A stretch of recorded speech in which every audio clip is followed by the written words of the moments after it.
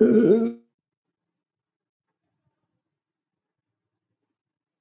super.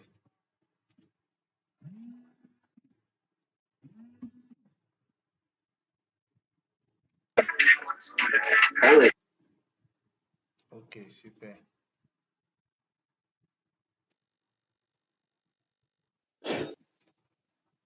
Voilà. On fait le signe. Donc, je me rassure que ils ont vraiment accès. Donc, on a rigoureusement 10 minutes. Donc, et toutes les réponses sont obligatoires. Donc, vous devez forcément répondre à une question avant de bouger, sinon vous ne pourrez pas bouger. Donc, répondez au formulaire selon votre compréhension des choses. Oui, c'est pas qu'on va vous sanctionner à la fin pour ça. Merci beaucoup. Rendez-vous, il est 20h35. Donc, on va se rattraper tout à l'heure à 45. Oui, monsieur Fabrice a levé la main. Oui, oui. Je n'ai pas retrouvé. Je ne me retrouve pas ici. Oui, allez sur le chat. Le formulaire. Vous utilisez un portable ou bien un ordinateur? Un portable. Ok, si c'est un portable, quand vous regardez au bas de votre écran, vous allez voir 3 points en vertical. Oui. Vous voyez ça sur votre écran? Oui. Cliquez sur les 3 points. Vous allez voir, c'est écrit message de l'appel en cours. Quand vous cliquez sur ça, vous allez voir un seul message qui est là et c'est un lien. Vous cliquez. C'est bon? Non, non, pas ça. Vous avez vu les 3 points sur votre écran? Au bas Non, ça n'apparaît pas chez moi.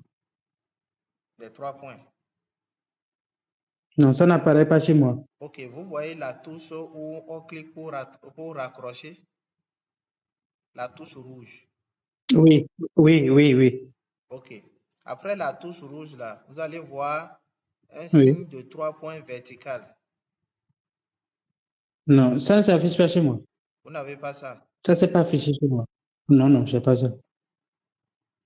Là, c'est compliqué. Puisque moi, ce que j'ai devant mon portable ici, c'est que j'ai 5 touches. J'ai une touche pour couper la caméra, une touche pour couper le micro, une touche pour la main, pour lever la main, une touche dont je parle, les 3 touches verticales, et maintenant le point pour pouvoir fermer l'appel. Moi, c'est 4. Oui, c'est 4. Lesquels? Pour À lever la part main, pour caméra et couper. micro.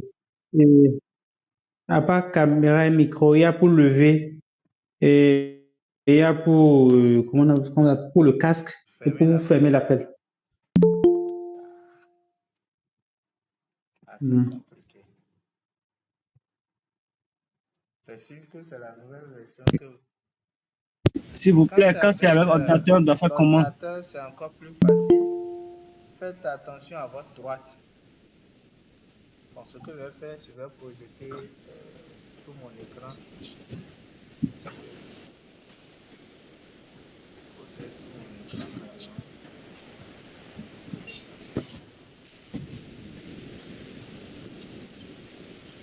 Écran complet.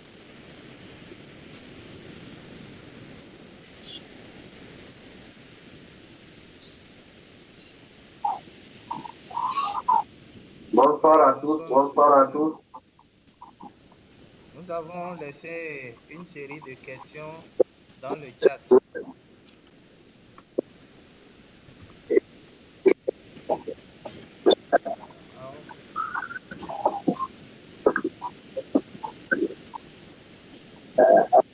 Voilà, pour ceux qui utilisent ordinateur, regardez sur votre écran.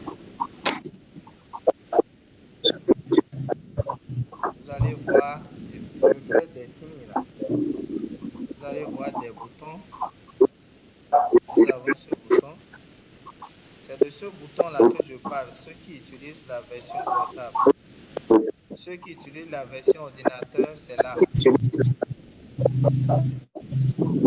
en train de faire un signe même là. Je ne sais pas si vous voyez ça.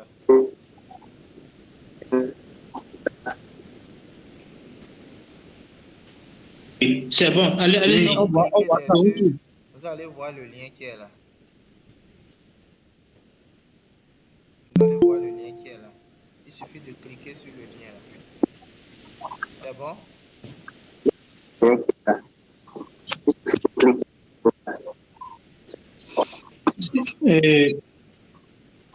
Monsieur.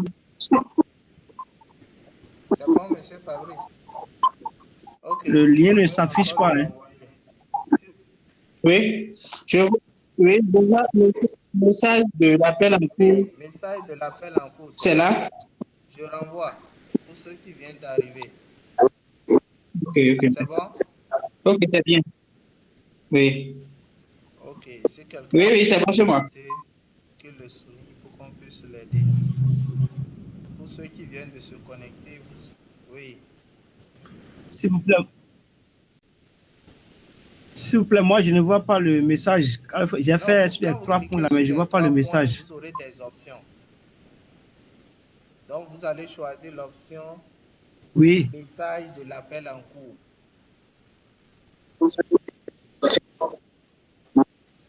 Chez moi, ce que je vois, modifier la mise en page, plein écran, ouvrir le mode. Est-ce que vous voyez là où c'est mis partager l'écran? Je ne vois pas l'option. Est-ce que vous pouvez faire la Non, capture je n'ai et pas vu m'envoyer ça. ça sur mon numéro WhatsApp pour que je puisse voir la version que vous utilisez? Vous avez mon numéro WhatsApp, je peux mettre mon WhatsApp, vous ne voyez pas le chat, mais vous pouvez voir l'écran. Voici mon numéro WhatsApp. Vous faites la capture, vous l'envoyez pour que je puisse voir la version que vous utilisez.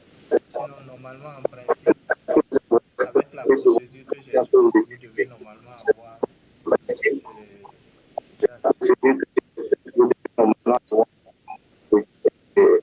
chat.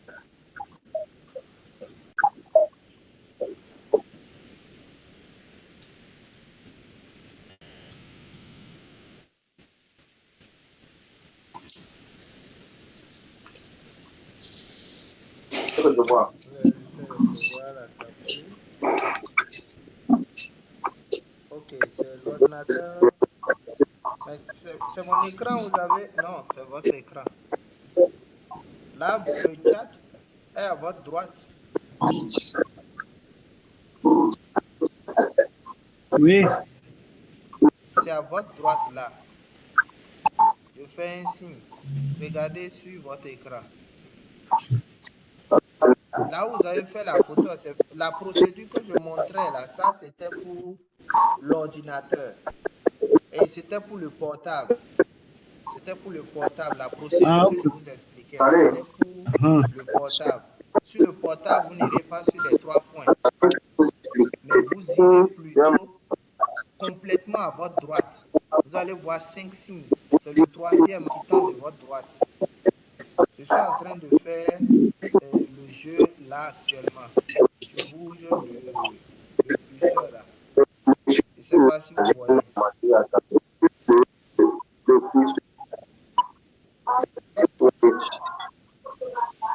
Mais sur ordinateur, moi, je ne vois Vous ne voyez pas. pas mon écran? Je vois votre écran, mais sur ordinateur, lorsque je vois, Non, je vois sur les c'est ça 3 que je points vous là, dis. c'est ce Sur que ça va afficher que l'ordinateur, je vous vous ai n'avez pas envoyé ça. besoin d'aller sur les 3 points. C'est sur portable, on va sur les 3 points. Sur l'ordinateur, regardez complètement à votre droite. Ah, ok. J'ai positionné actuellement mon curseur sur ça. Oui. Si vous regardez sur l'écran, mon écran, vous allez voir. Il y a 3 touches complètement à votre droite. Si vous pouvez faire la capture de tout votre écran, je vous fais la flèche rapidement.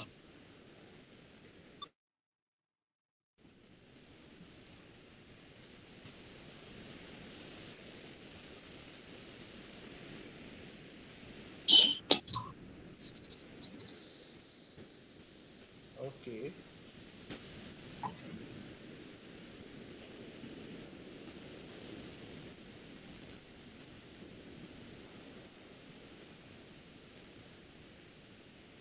Vous avez fait la capture de tout votre écran. Bon, je préfère faire l'inverse alors. Je fais pour moi, puisque on n'avait pas fait tout l'écran. Je fais pour moi, je vous montre rapidement.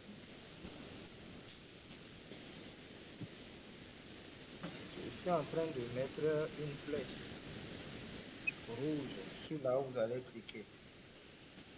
Oui. D'accord. Voilà, c'est envoyé sur votre WhatsApp.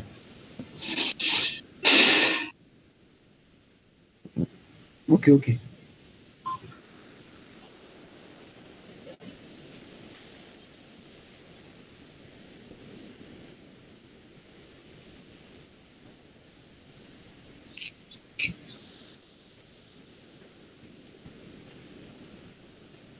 J'espère que les autres ont pu accéder au formulaire. Ils sont en train de répondre normalement.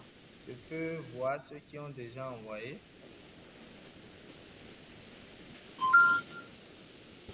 Monsieur Alfred, c'est bon, j'ai envoyé déjà par WhatsApp. Oui. Vous avez vu le chat? Oui, j'ai déjà vu. Je suis en train. Ok, super. Oui.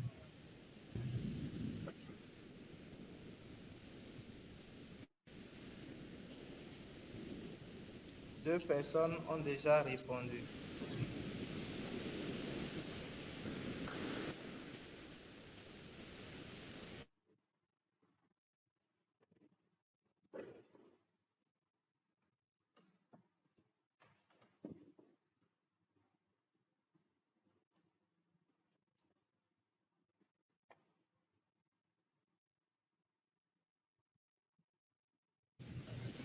On a déjà dépassé l'heure. On donne encore 5 minutes supplémentaires. Il était 46. On va donner encore 5 minutes. Donc, on est à 51 maintenant.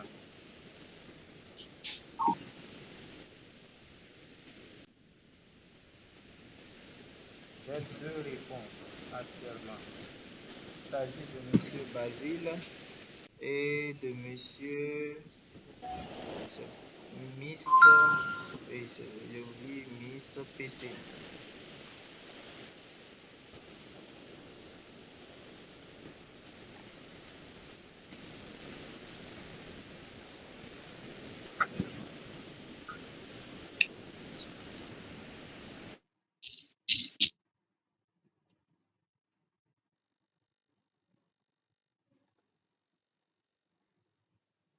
Donc, soyez sans crainte. Vous pouvez répondre aux questions. Ce n'est pas qu'on va afficher les notes pour dire telle personne a telle note, non. On va juste faire un bilan seulement pour connaître le niveau avant la formation. Et à la dernière séance, nous allons encore faire une évaluation pour savoir à quel niveau nous sommes.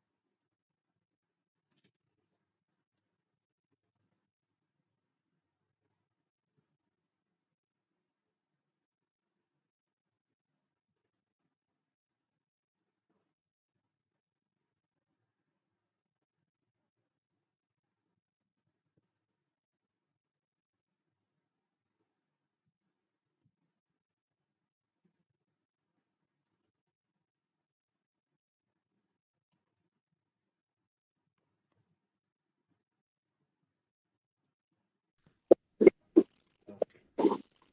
J'espère que tout le monde est avec nous. Donc, les notes varient de 10 à 22. Quand on revient au niveau des attentes, quelles sont vos attentes? Renforcement de capacité en management de projet, nous pouvons y arriver. Assurer une gestion de projet de la conception à la clôture, nous n'aurons que des billets à bas. Acquérir plus d'informations sur le management de projet, c'est possible. Être un bon manager de projet, c'est possible.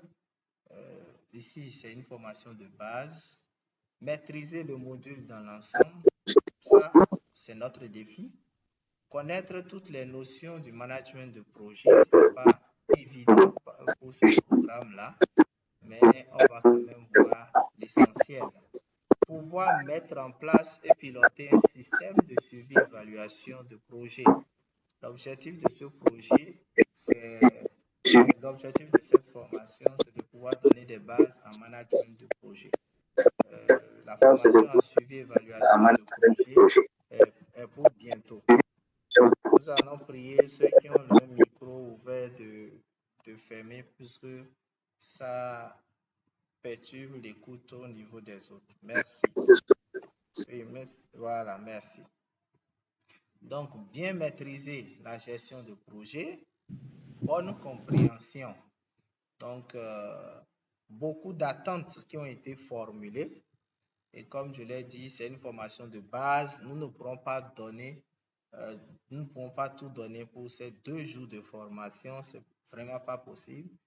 Mais vous pouvez nous rattraper pour la section payante qui va commencer déjà à partir du samedi. Et beaucoup ont déjà payé et certains ont déjà reçu les modules de cours et aussi les vidéos même déjà qu'ils ont commencé par écouter. Donc certains ont payé hier, on n'a pas encore mis leur nom dans le dispositif. Je pense que dès qu'on va finir le cours, ils auront ainsi le module PDF et aussi en même temps les différents enregistrements. Voilà. Donc, ceux qui voudraient aussi faire comme eux, la porte est grandement ouverte.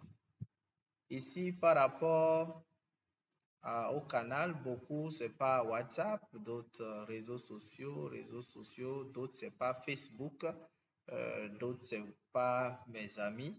Voilà. Ça nous permet de savoir lequel de notre canal permet de pouvoir passer nos informations. Alors, les amis, voilà autant de préoccupations que vous avez posées. Nous allons faire de notre mieux pour pouvoir vraiment répondre à vos attentes. Certainement, plusieurs se demandent avec qui nous sommes en train de discuter. Ceux qui étaient là au lancement de cette 2e rentrée de certification en management de projet, suivi, évaluation. Je me suis présenté, il y a même des photos et autres. Donc, ça ne me gêne pas de me représenter. Alors, qui suis-je? Je suis Jacques Tayoura, béninois, résident à Parakou, ma famille à Parakou, mais très mobile à l'intérieur du pays et aussi à l'extérieur. À l'extérieur, beaucoup plus pour des consultations, mais à l'intérieur pour des raisons professionnelles. Je suis spécialiste en management de projet, expert en suivi, évaluation et capitalisation de projets, spécialiste en coaching des jeunes et développement des relations d'affaires en milieu réel. Actuellement, je suis en train de faire une étude de faisabilité pour un projet dans les communes de Materi et de Kobli. Je suis actuellement à Tangueta dans ce cadre-là. Je suis consultant indépendant pour les études, les facilitations, formation, coaching, renforcement et aussi suivi et évaluation. Actuellement, je suis en poste à Parakou, à l'UNCPS Bénin, l'Union nationale des coopératives de producteurs de soja du Bénin, où je suis le coordinateur national de crédit achat intra-groupé, qui est un modèle qui a été développé par ProSiva, qui est un projet de la GIZ. Et Dieu m'a fait grâce, je suis le premier coordinateur de ce modèle de financement que je pilote. Je suis en train d'aller à la 2e à la deuxième année de cette expérience. Donc, toute cette longue présentation pour vous dire que ce sera ici des échanges pour partager mes expériences dans ce domaine, pour partager ma petite connaissance, et je souhaite aussi recevoir aussi de vous de par vos expériences. Donc, ça sera vraiment un moment de partage, d'échange. J'aurai quelques minutes pour pouvoir exposer le contenu de la formation. Donc, si vous avez des questions, vous notez et à la fin, on va très rapidement répondre et aussi certaines personnes aussi peuvent aussi intervenir pour que nous puissions enrichir ces échanges. Normalement, dans nos procédures, vous devez aussi vous présenter, mais nous sommes déjà à 21 h, on a accusé déjà de retard. Ce qu'on va faire, quand on sera à la phase de questions, si quelqu'un veut intervenir, il va donner en même temps son nom et prénom et en même temps intervenir. Je ne sais pas si on peut vivre avec pour pouvoir gagner en temps. Vous pouvez réagir par rapport.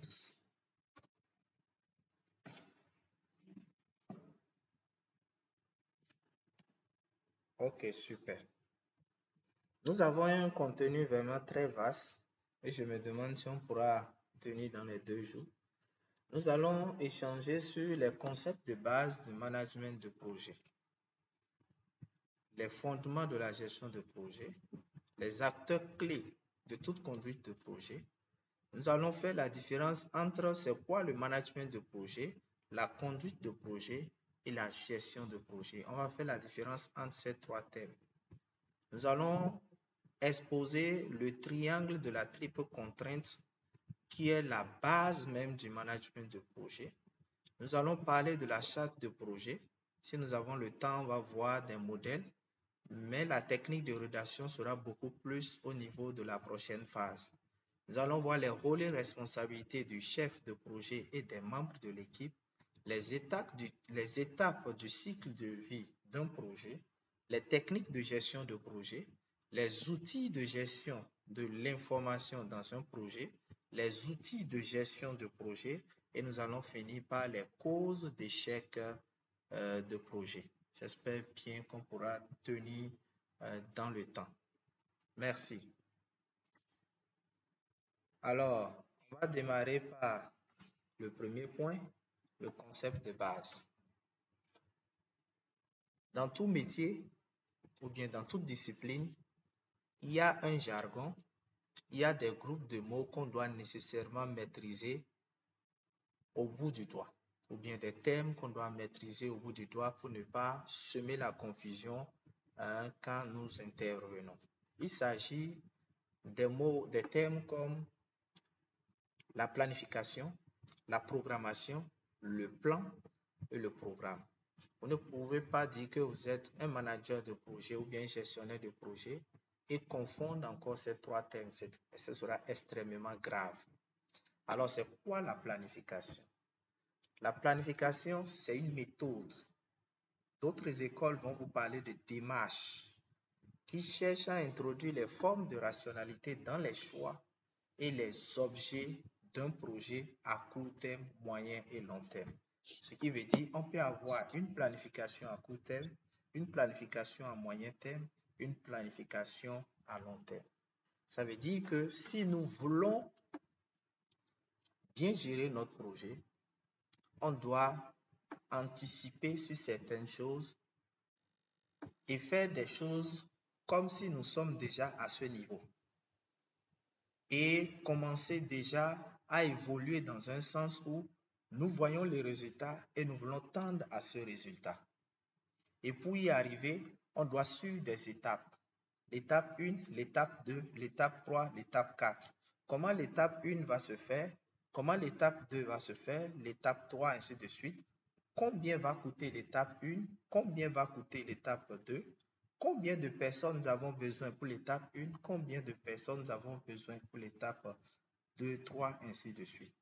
Toutes ces questions que nous allons poser, en répondant à ces questions, nous sommes en train de faire quoi? La planification. Voilà pourquoi on parle on cherche à introduire les formes de rationalité dans les choix. Ça veut dire que nous allons choisir le temps, nous allons choisir la ressource humaine, matérielle et financière. Nous allons rechercher le comment, nous allons rechercher la compétence. Si peut-être l'équipe qui est là, qui peut-être n'a pas d'expérience, ça veut dire que cette équipe doit être renforcée. Donc, forme de rationalité dans les choix et les objectifs d'un projet à court terme et à moyen terme. Pour dire quoi? La planification ne doit pas se détacher de l'objectif du projet. Si notre objectif, par exemple, c'est de peut-être faciliter l'accès à l'éducation à une communauté, par exemple, ça veut dire que dans notre planification,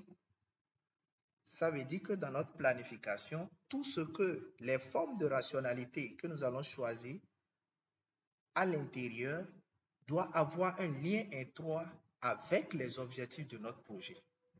Si nous voulons faciliter cet accès-là, nous ne devons pas, par exemple, planifier des choses qui ne vont pas nous amener à ces objectifs-là. Donc, voilà comment il faut comprendre la planification. Des formes de rationalité qui ont un lien avec l'objectif du projet. Ça peut être des objectifs à court, à moyen et à long terme. Je vais au deuxième thème qui est la programmation. La programmation, c'est une séquence de planification qui est beaucoup plus pratique. Et on peut définir aussi la programmation comme l'étape intermédiaire entre le plan et le programme. Je reprends. On peut définir encore la programmation comme l'étape intermédiaire entre le plan et le programme. Je vais expliquer un peu plus loin le plan et le programme. Puisque la programmation étant une étape, ça nous permet de pouvoir casser les différents aspects d'un plan pour les ramener à un programme. Donc, ça va vous permettre de pouvoir traduire plusieurs plans, plusieurs programmes complémentaires. C'est ça qu'on appelle la programmation. Ça va même déjà au plan. Le plan se présente sous forme d'un document qui comporte uniquement que les diagnostics. Vous allez voir qu'aujourd'hui au Bénin, un partenaire technique et financier ne peut pas venir dans un pays avec son projet. Impossible. Quand le partenaire vient dans le pays, le partenaire dit « j'ai des millions et je veux intervenir dans un espace ou bien sur un domaine qui mérite vraiment l'attention ou bien qui mérite vraiment de secours. » Qu'est-ce que le gouvernement fait? Voici notre plan stratégique de développement. Et c'est là que le partenaire fouille pour voir où il peut se positionner. Ça fait le premier aspect. Le second aspect, le partenaire même peut venir avec son projet. Et quand le partenaire vient avec son projet, on analyse pour voir ce projet-là peut s'inscrire dans quel plan. C'est-à-dire ce projet-là vient répondre à quelles contraintes qu'on a identifiées dans notre plan stratégique. Et vous allez voir qu'aujourd'hui, chaque secteur a son plan stratégique. Quand on prend le domaine agricole, on va parler de plan stratégique de développement agricole, le PSDA. Donc, chaque secteur a son plan stratégique. Et un plan stratégique, je répète, c'est un document qui comporte un ensemble de contraintes, qui comporte un ensemble de mots que vit un pays classé par secteur. Donc, et comme je le disais au début, c'est en voulant casser maintenant les différentes, le plan du moins en différentes contraintes qui va cette manière de faire, c'est ça qu'on appelle la programmation. Du fait qu'on découpe le plan contrainte par contrainte, c'est ça qu'on appelle la programmation. Et une contrainte est égale à un programme. Donc, le programme est une dimension du plan. Donc, ça vient répondre à une contrainte contenue dans un plan donné. Donc, si on va définir un programme, ça ne peut qu'être ça. Donc, vous pouvez déjà voir un lien. Donc, quand nous avons un plan, pour pouvoir passer du plan au programme, il faut passer à la programmation qui va nous permettre de pouvoir identifier contrainte par contrainte pour nous amener au programme. Et quand nous allons arriver au programme, nous allons casser aussi de programme en différentes dimensions, soit en politique, soit en procédure, soit en projet, soit en opération et soit en service. Donc, ça fait 5 dimensions qu'on peut valoriser à partir d'un programme. C'est vrai, vous allez entendre dans d'autres écoles, on va vous dire que c'est un ensemble de projets qui donne un programme. Je suis d'accord avec ça. Mais quand on va aller en profondeur, on va constater que ce n'est pas qu'un ensemble de projets qui donne un programme. Un ensemble d'opérations peut donner un programme. Un ensemble de services peut donner un programme. Un ensemble de politiques peut donner un programme. Un ensemble de procédures peut aussi donner un programme. Donc, si je vais définir un programme, je ne dirais plus que c'est un ensemble de projets, mais je dirais que c'est un ensemble organisé de politiques, de procédures, de projets, d'opérations et de services. Mais tous vont contribuer à quoi? À un seul but. Donc, voilà ce qu'il faut retenir au niveau de programme. Ce qui m'amène déjà à un projet. Le projet. Il y a tellement d'écoles qui définissent le projet. Nous avons beaucoup de définitions. Mais il y a une chose qu'il faut retenir. 3 dimensions importantes. La première dimension, c'est la dimension temps. Un projet a un début et une fin. On sait quand ça commence, on sait quand ça finit.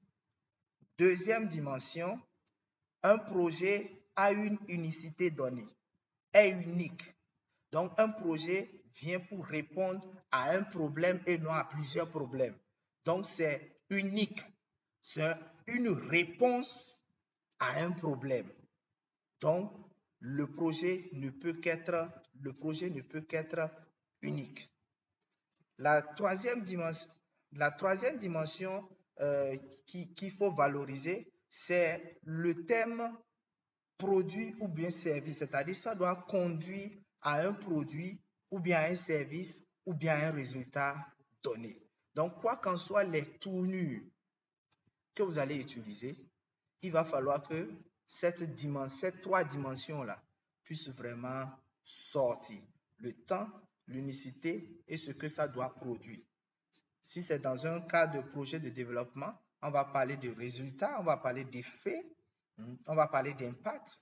Si c'est un projet d'entreprise, on va parler de produits, on va parler d'amélioration, on va parler de services, ainsi de suite. Donc, quoi qu'en soit ce que vous allez faire, vous allez voir que, quoi qu'en soit les définitions que vous allez donner, il va falloir que ces éléments-là soient valorisés.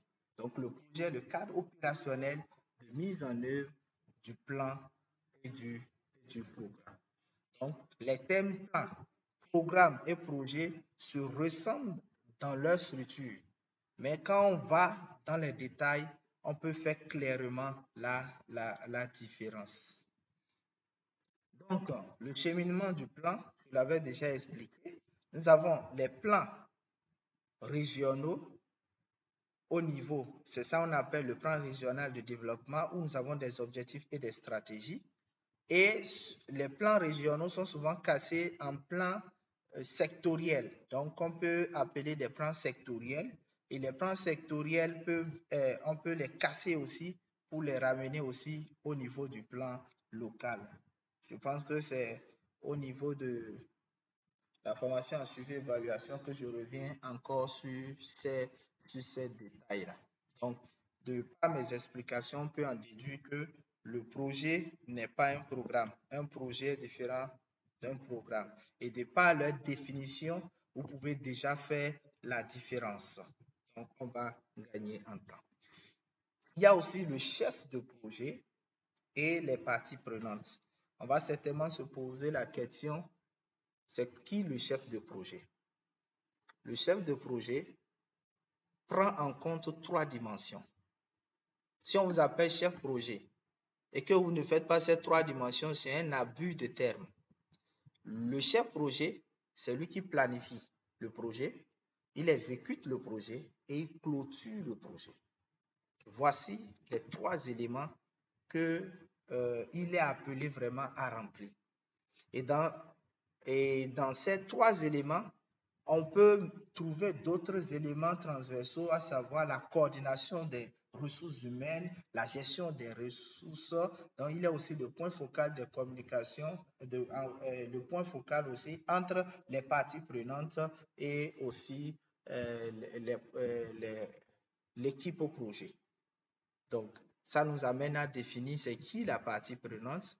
La partie prenante, les parties prenantes, nous pouvons voir de plusieurs dimensions, mais il faut retenir que nous avons principalement 3 parties prenantes. La première partie prenante, c'est l'équipe projet elle-même.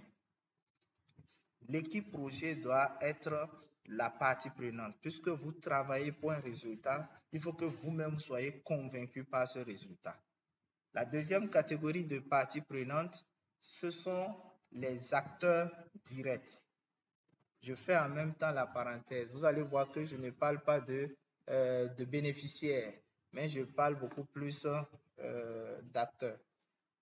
Je vais faire une pause rapidement. Donnez-moi 1 minute.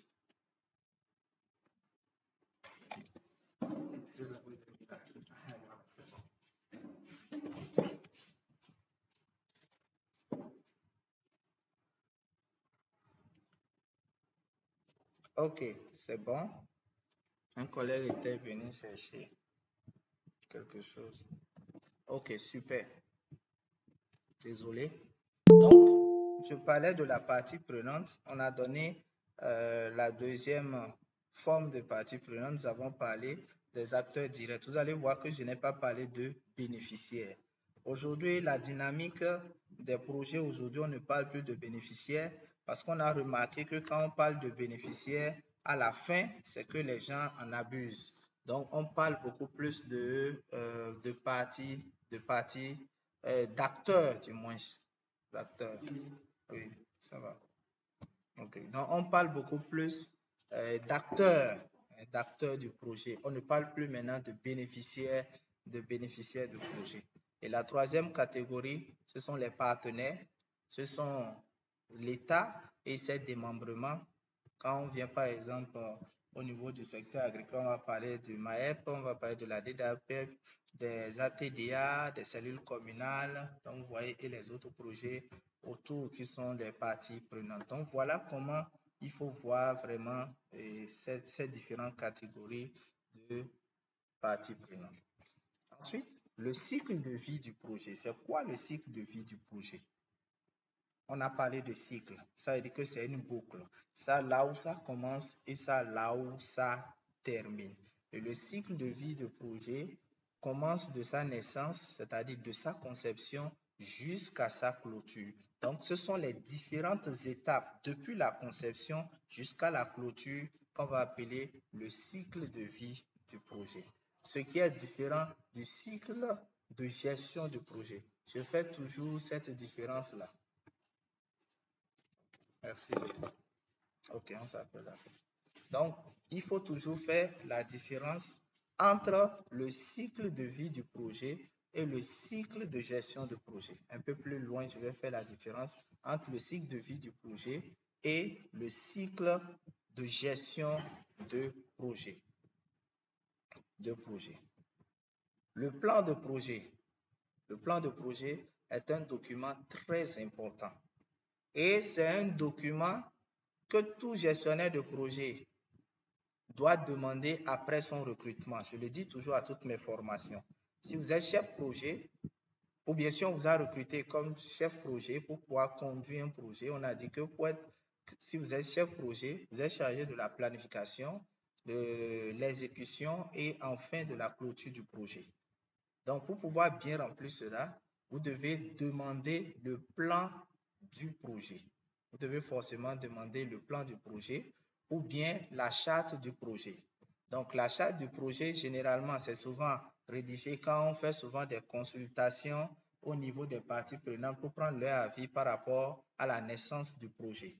Donc, et normalement, en principe, c'est le chef projet qui rédige le plan de projet. Puisque dans le plan de projet, nous aurons les objectifs du projet, les livrables qui sont attendus, les tâches à réaliser, les ressources nécessaires, le calendrier et les méthodes de suivi et de contrôle. Vous allez voir que dans tout ce que j'ai cité là, on a la planification dedans, puisque c'est dans la planification qu'il faut planifier les tâches, qu'il faut planifier les ressources et après sortir le calendrier et aussi les méthodes de suivi. Donc, tout ceci, ça fait déjà appel à la planification, à l'exécution jusqu'à la clôture. Donc, ça veut dire que c'est le chef projet qui rédige le plan de projet. Et c'est un document très important.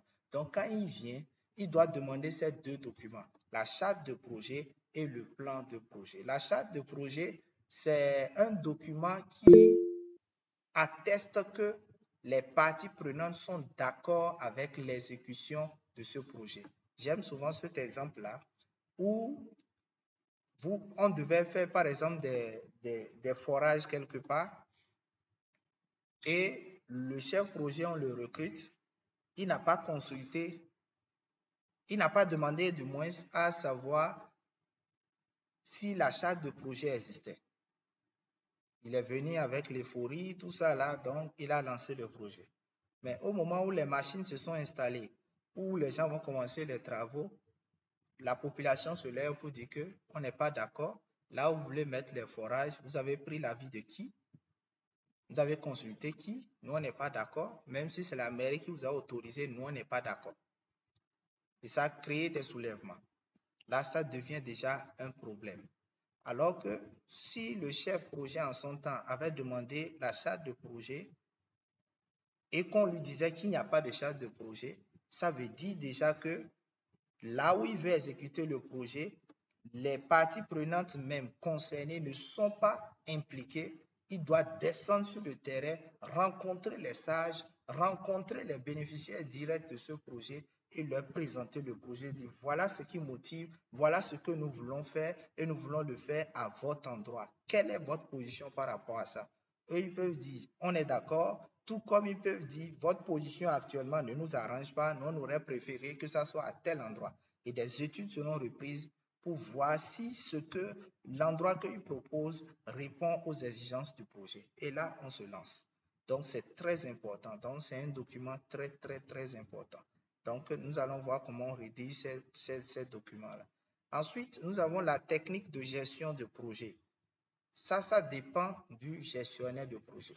Le gestionnaire de projet peut décider de la technique qu'il veut, que ce soit la technique ancienne, qui est la technique en cascade, qu'on appelle la technique waterfall, ou bien la technique agile. Donc, et chaque technique a ses avantages. Je crois qu'on a autour de 9 techniques de gestion de projet. Et chaque gestionnaire de projet, en fonction des résultats qu'il poursuit, choisit vraiment du type de technique de gestion qui est adapté. Ensuite, nous avons la gestion des risques. Dans la gestion de projet, les risques peuvent venir à tout moment. Et on a 3 types de risques. Nous avons les risques qu'on connaît, dont on peut faire quelque chose, des risques dont on ne connaît pas, mais on peut se préparer pour que si ça vient, pour qu'on puisse trouver des solutions. Et enfin, des risques qu'on ne connaît pas. Et si ça venait, on n'y peut rien. Donc, voilà les types de risques qu'il existe en gestion de projet. Nous avons seulement ces trois risques-là. Nous avons le suivi et le contrôle qui est très important. On ne peut pas faire un projet sans suivi. Impossible. On ne peut pas faire un projet sans le contrôle. Parce que le suivi nous permet de pouvoir savoir à tout moment où nous sommes, où nous allons. Est-ce que nous sommes sur la bonne voie? C'est à cette question que répond le suivi. Est-ce que nous sommes sur la bonne voie? Non. Alors, qu'est-ce qui ne va pas? Et les recommandations sont faites. Maintenant, est-ce que nous sommes sur la bonne voie? Oui. Est-ce que nous sommes sur la bonne voie? Oui. Et on continue, on continue. Et on va parler maintenant de la clôture de projet qui comprend les activités finales. Et arrivé à ce point-là, c'est très important et il faut vraiment être très expérimenté pour pouvoir clôturer un projet. Clôturer un projet ne veut pas dire déposer le rapport final, non, c'est beaucoup de choses. La clôture d'un projet peut prendre jusqu'à 6 mois. Voilà pourquoi quand il y a un projet de 5 ans, en réalité, on exécute le projet pour 3 ans. Parce qu'on prend 1 an pour le démarrage, parce que c'est en ce moment qu'il faut faire les ateliers de consultation, les ateliers de planification et autres. Ça nous prend banalement 1 an. Et la clôture aussi fait généralement 1 an, parce que c'est au moins 6 mois. Il y a des projets qui vont jusqu'à 1 an. Donc, en réalité, l'exécution du projet même, c'est souvent 3 ans. Sinon, les 2 autres années, c'est pour la préparation et c'est pour aussi la clôture du projet. Nous avons aussi les livrables. Les livrables, c'est ce qui montre que nous sommes en train d'avancer dans notre projet. Est-ce que nous sommes en train d'avancer? Est-ce que nous ne sommes pas en train d'avancer? Donc, c'est le résultat. Si je veux construire un bâtiment, le livrable, c'est le bâtiment. C'est ça. Le livrable, c'est le bâtiment, puisque c'est ça le résultat tangible que je peux toucher. Donc, ça peut être des documents aussi, ça peut être aussi des éléments, mais ce qui est sûr, il faut que ça soit mesurable et vérifiable.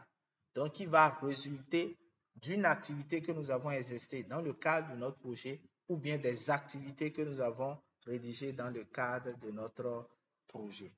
Nous avons l'évaluation du coût du projet.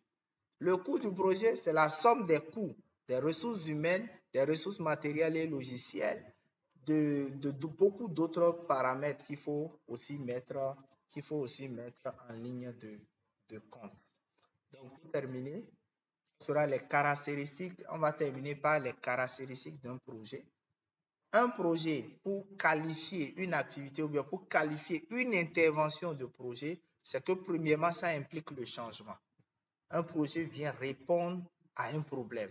Un projet vient apporter une solution à un problème. Donc, ça doit forcément impliquer le changement.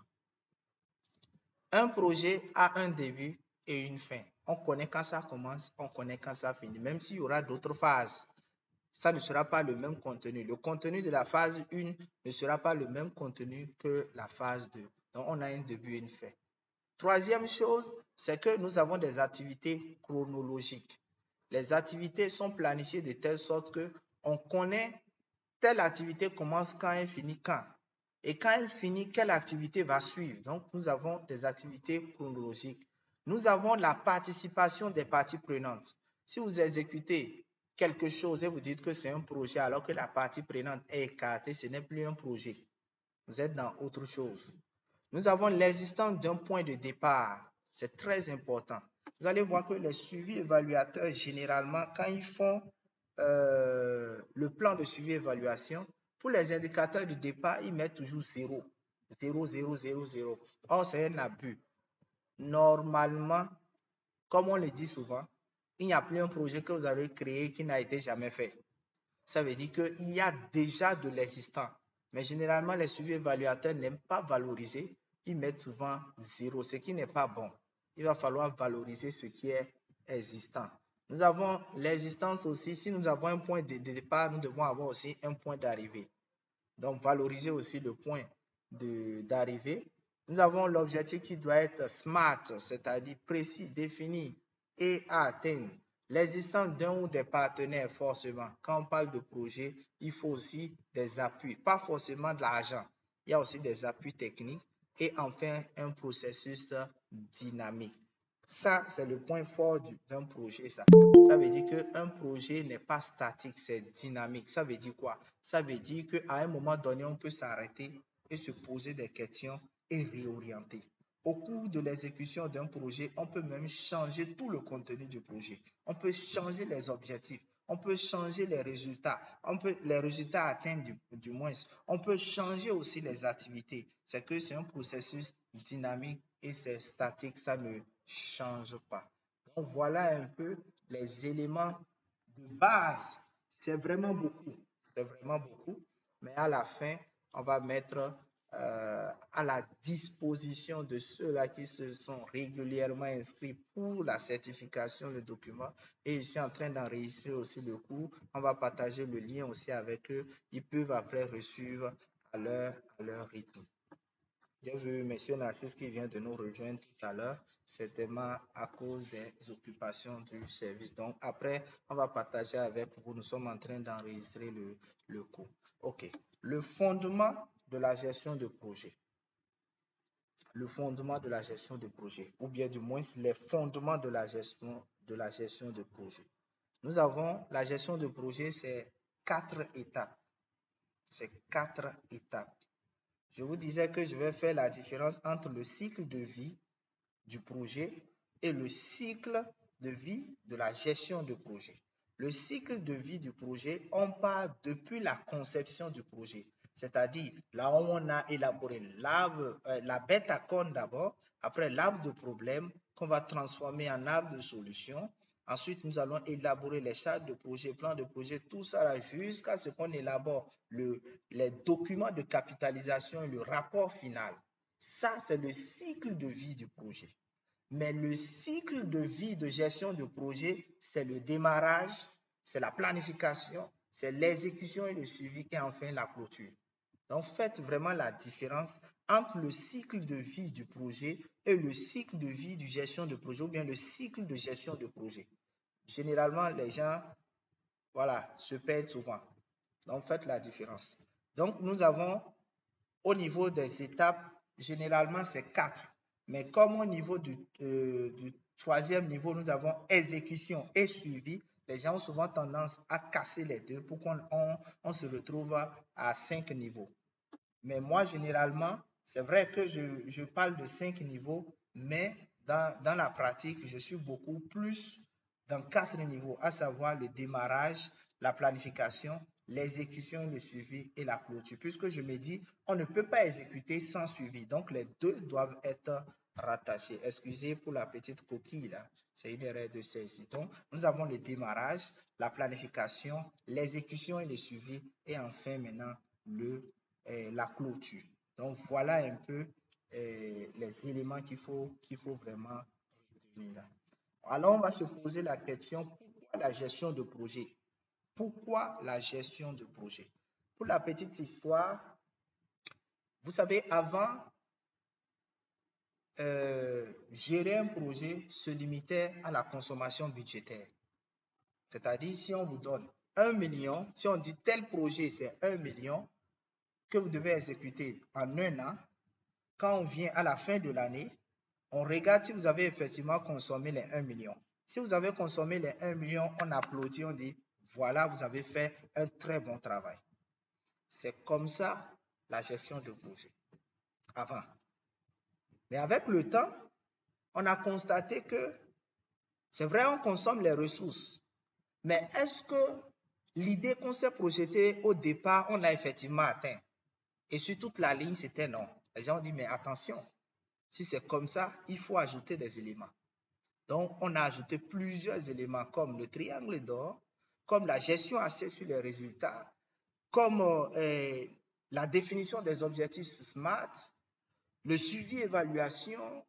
Nous avons ajouté et beaucoup d'éléments ont été ajoutés du moins. Et c'est ça qui a aujourd'hui rendu encore plus intéressant et plus complexe la gestion de projet. Et de jour en jour, des améliorations sont apportées. Donc aujourd'hui, la gestion de projet ne se limite plus à la consommation budgétaire. Aujourd'hui, si vous rédigez un projet, on va venir vous évaluer principalement sur 4 points, pour ne pas dire 4 critères d'évaluation et 5 critères d'évaluation. Les autres viennent en complément. Premièrement, on va venir vous évaluer sur la pertinence de du projet, de l'exécution de votre projet. La pertinence, ça veut dire quoi? Est-ce que les interventions que vous avez eu à apporter ou bien que vous avez faites répondent aux besoins réels de la cible? C'est la première question que les gens vont chercher à savoir. La deuxième question, c'est l'efficacité. L'efficacité se mesure comment? Est-ce que les activités qu'on devait mener pour atteindre tel résultat, on les a effectivement menées et est-ce qu'on a atteint les résultats escomptés? Si oui, ça veut dire que nous avons respecté le critère d'efficacité. Troisièmement, c'est l'efficience. Est-ce que pour chaque activité, le montant qui a été affecté, effectivement, on a consommé on a consommé ces montants-là? Si oui, on va parler aussi de efficience. On va aller aussi au niveau du critère de la durabilité. Est-ce que, en dépit de tout ce que vous avez eu à faire, est-ce que 2-3 jours après, ou bien 1 an, 2 ans après, quand nous allons venir, est-ce qu'il y aura encore des traces à valoriser? Est-ce qu'il y aura encore les traces à valoriser d'ici 2-3 jours? Et enfin, l'impact. Quel est l'impact que nous avons apporté? Est-ce que quand on va revenir dans 10-20 ans, est-ce qu'on va toujours voir les traces de ce projet? Donc voilà tous ces éléments qui ont cadré aujourd'hui.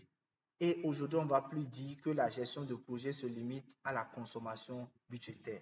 À cela aussi va s'ajouter d'autres paramètres comme la gestion des risques, la gestion de l'équipe, la gestion par rapport au changement, les actions qui ont été menées. Donc, tout ça là va venir en renfort pour pouvoir apprécier. Donc, voilà ce qui justifie aujourd'hui la gestion de projet. C'est pour pouvoir mettre des garde-fous et faciliter vraiment l'exécution du projet et surtout atteindre le résultat.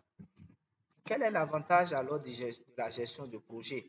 Premièrement, c'est pour responsabiliser tout le monde.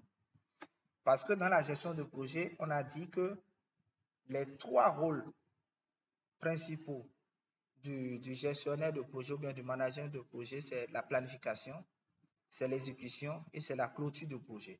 Au niveau de la planification, il va planifier des ressources. Activité A, c'est Boni. Activité B, c'est Romiad. Activité C, c'est Georges.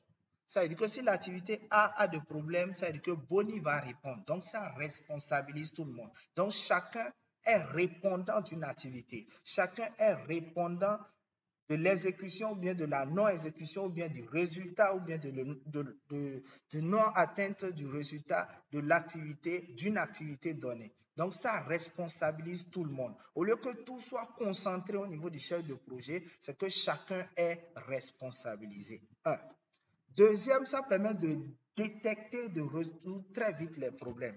Du fait qu'on a mis quelqu'un qui est là, spécifiquement pour suivre la mise en œuvre de cette activité, c'est que cette personne, comptant sur sa compétence, face à un problème, doit rapidement remonter le problème au chef programme pour que ou bien au chef projet, pour que celui-là déjà puisse réunir une équipe d'urgence pour pouvoir réfléchir sur le problème et en même temps apporter des solutions. Ça permet aussi de maintenir le cap. Maintenir le cap, ça veut dire ça permet d'aller dans le bon sens. 5 personnes ne peuvent pas se réunir pour faire de la mauvaise gestion, impossible. Il y aura un dedans qui va dire attention, on est en train d'aller à gauche. Les 4 avec le 5e se retrouvent pour analyser ce que le 5e a dit. Ah, tu as raison, on revient à droite. Donc, du fait qu'il y aura plusieurs interventions, il y aura plusieurs connaissances qui vont s'associer, ça va permettre de pouvoir maintenir le cap, de garantir l'exploitation efficace des ressources. Ça ne sera pas dispersé.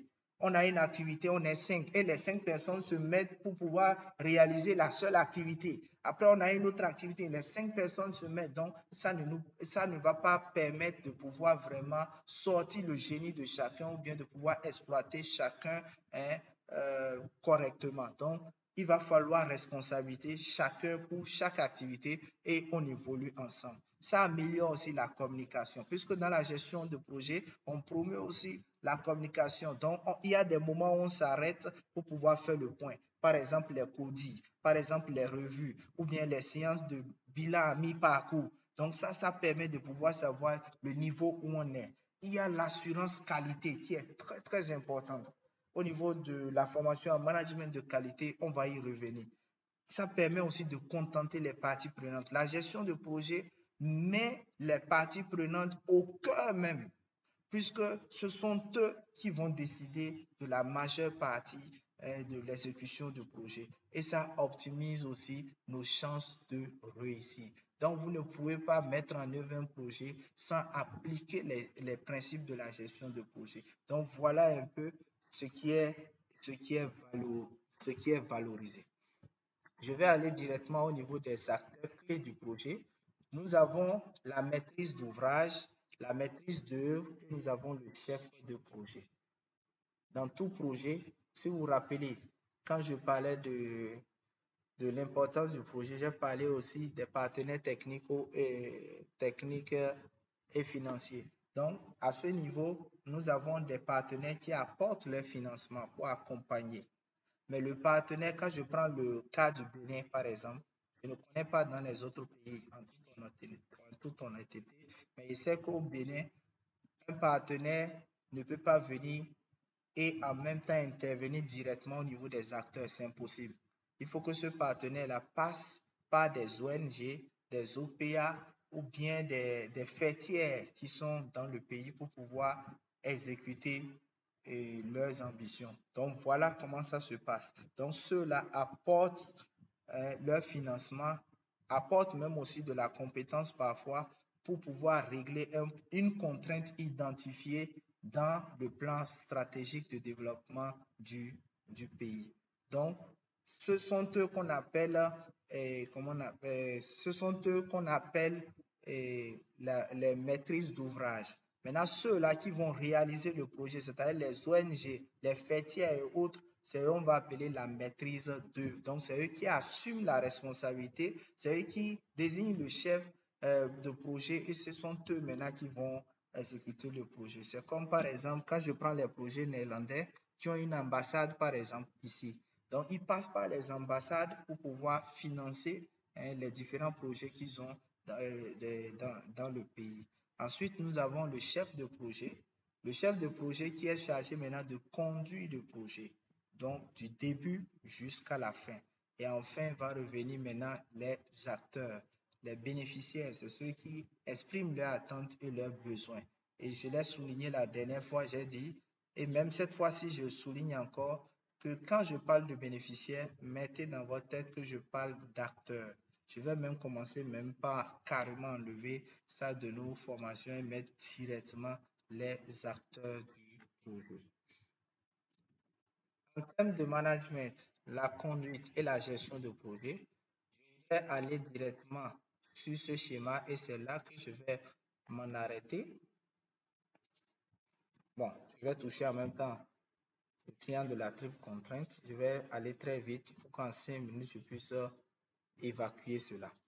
Quand on dit management de projet, en réalité, quand vous dites que vous êtes spécialiste, vous êtes expert en management de projet, c'est que vous savez faire 3 choses.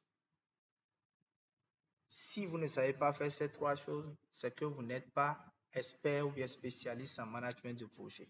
Voilà pourquoi j'ai parlé de certification en management de projet. Ça ne veut pas dire que c'est parce que tu as suivi juste la formation en management de projet que tu es en même temps spécialiste en management de projet. Non. Le management de projet contient 3 piliers ou bien à 3 piliers. Premièrement, c'est l'accompagnement du changement. Vous savez, quand on dit projet, c'est pour répondre à un problème. Et en donnant réponse à ce problème, c'est qu'on apporte un changement au sein de cette communauté-là. Alors, on ne change pas du jour au lendemain. C'est un processus. Donc, il faut savoir accompagner le changement. Donc, là, il faut savoir élaborer et mettre en œuvre un outil très important qu'on appelle la théorie de changement dans le projet. Vous allez voir que dans notre contenu, il y a une formation spécifique sur l'élaboration et la conduite d'une théorie de changement. Donc, c'est la première compétence. La deuxième compétence, c'est la conduite de projet. Et c'est elle-même qui est beaucoup plus vaste. Et enfin, c'est la gestion du personnel, la gestion des ressources humaines. Quand nous revenons à la conduite de projet, ça fait appel à 3 dimensions, c'est-à-dire le développement du système d'information, la gestion de projet elle-même, la gestion de la qualité, la gestion de la configuration et enfin la gestion de la documentation. Donc, ça veut dire quoi? Ça veut dire que vous devez savoir comment mettre en place ou bien comment concevoir et mettre en place un système d'information interne ou bien externe au projet. On va voir à la dernière séance, je vais voir, on va se créer le temps pour voir un peu les outils, quelques outils Ensuite, la gestion de projet. On a parlé au niveau de gestion de projet, on a parlé de démarrage, on a parlé de la planification, de l'exécution et le suivi, et enfin la clôture. Et à l'intérieur, surtout au niveau de la planification, nous avons des délais et des coûts qu'il faut vraiment avoir à l'œil. Au niveau de la gestion de la qualité, nous avons l'assurance qualité et le contrôle qualité. C'est différent. Beaucoup confondent l'assurance qualité et contrôle qualité. On va voir ça un peu plus loin. Alors, je vais finir ici avec le triangle de la triple contrainte. Délai, qualité et puis le coût. Si vous êtes gestionnaire de projet, ce sont ces trois dimensions-là que vous devez avoir à l'œil. Un peu plus loin, je vais vous parler de 6 sur d'autres modules. Mais je vais m'arrêter à 3 ici, à savoir le délai, le coût et la qualité. Pourquoi on dit le triangle de la triple contrainte? C'est parce que quand vous touchez à l'un, ça impacte les deux autres. C'est-à-dire quand vous touchez au délai, ça impacte la qualité et le coût. Si vous touchez le coût, ça impacte le délai et la qualité. Si vous touchez la qualité, ça impacte le délai et le coût. Donc, il faut vraiment faire attention. Il faut vraiment avoir l'œil sur ces trois dimensions pour pouvoir vraiment faciliter votre projet ou bien la mise en œuvre de votre projet. Je vais m'en arrêter là. Il est déjà 21h45 pour qu'on puisse avoir les 45 autres minutes qui nous restent pour pouvoir passer aux échanges. Je sais qu'il y a beaucoup parmi vous qui ont déjà suivi une ou deux fois cette formation et vous constatez que quand même à chaque fois, il y a de nouvelles choses. Et je sais que vous aussi, vous apprenez beaucoup. C'est le moment aussi de partager aussi votre expérience avec nous. Donc, quand je récapitule, ce soir, pour ceux qui ont rattrapé le train, nous avons démarré par les concepts de base de management de projet. Ensuite, les fondements de la gestion de projet. Après, nous sommes allés sur les acteurs clés de toute conduite de projet. Après, nous avons fait la différence entre management, conduite et gestion de projet, qui sont trois choses différentes. Et nous avons fini par le triangle de la triple contrainte. Donc, voilà le contenu qui a été proposé ce soir, qu'on a partagé aussi par les réseaux sociaux. Merci. Maintenant, je vous laisse la place pour les questions, commentaires et aussi partage d'expérience. La méthodologie est simple. Il suffit juste de lever la main. On vous donne la parole et puis maintenant vous intervenez. OK.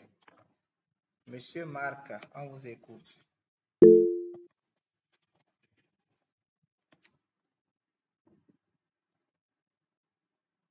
Monsieur Marc avait levé la main. Oui, bonsoir à tous. Oui, bonsoir. Moi, c'est Max Sarakera, Oui. facilitateur commercial Soja Grain à Kérou. J'ai suivi avec grand intérêt la formation. Moi, mon inquiétude, c'est les documents. Est-ce qu'il y aura des documents qui vont accompagner? C'est toute mon inquiétude, ça. OK. Parce qu'on aurait beau suivi, mais s'il n'y a pas les documents qui, au moment où on se perd, qu'on puisse faire recours aux documents pour au moins se situer. Donc, c'est un peu compliqué. OK. Donc, moi, mon inquiétude, c'est les documents. Pas de souci. Merci. Je l'avais déjà dit dans mon commentaire que nous allons mettre à votre disposition ces documents-là. Oui. Monsieur Joseph.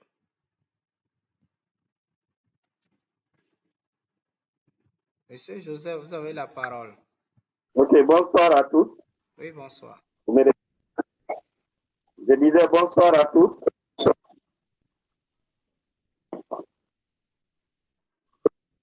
Ok, merci infiniment pour ces débuts-là. C'est déjà très intéressant pour ce démarrage. Mais moi, la suggestion que je voulais apporter, c'est par rapport à la façon, je ne sais pas si, parce qu'on était un peu en retard dans le démarrage, mais je trouve que c'est encore plus rapide. Et tant mieux que ça ne permet pas aussi, Oui. peut-être à chacun de prendre très bien note. Si vous pouvez changer la procédure, on va voir. Qu'est-ce que vous nous proposez?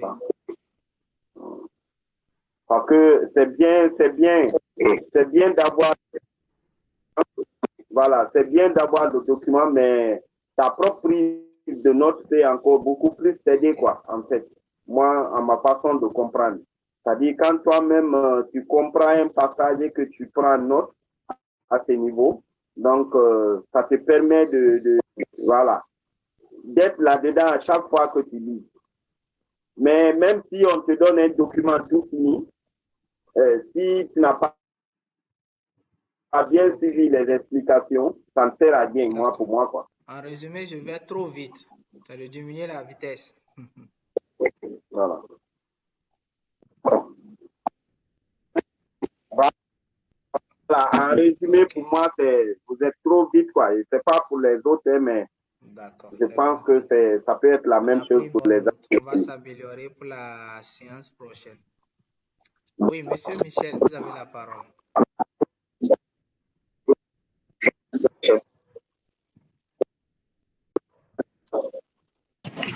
Oui, bonsoir à tout le monde.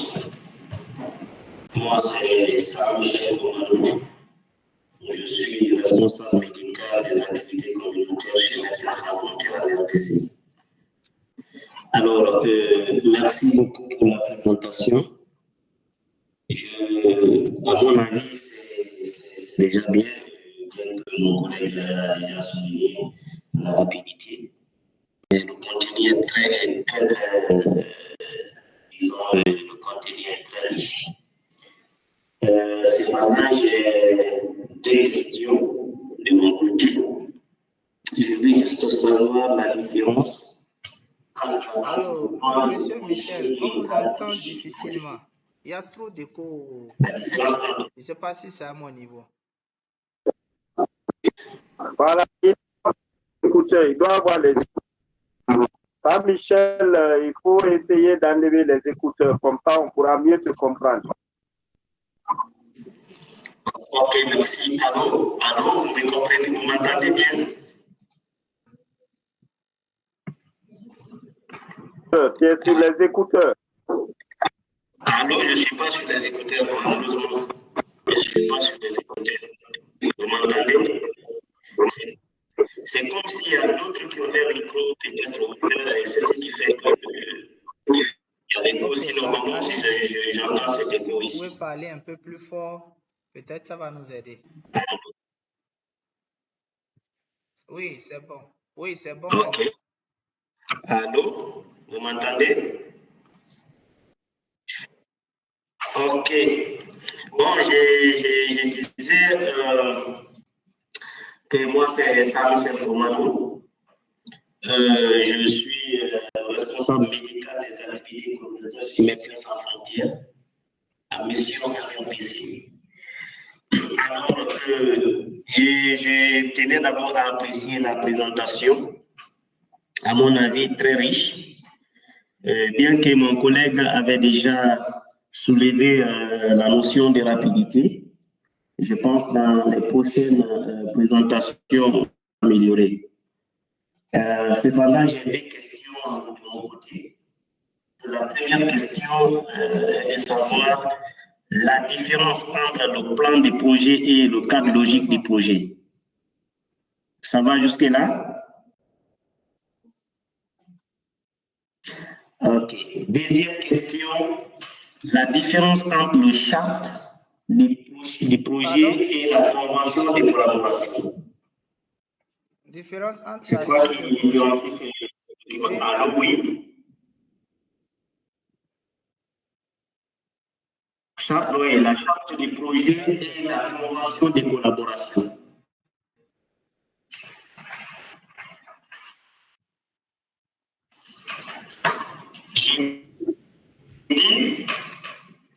C'est quoi la différence entre ces deux documents? La convention de collaboration lors de la mise en œuvre d'un projet et la charte des projets. C'est quoi la différence entre ces deux documents? C'est maintenant on vous entend très bien. Je ne sais pas ce que vous avez touché, mais maintenant on vous entend très bien. Est-ce que vous pouvez reprendre la deuxième question?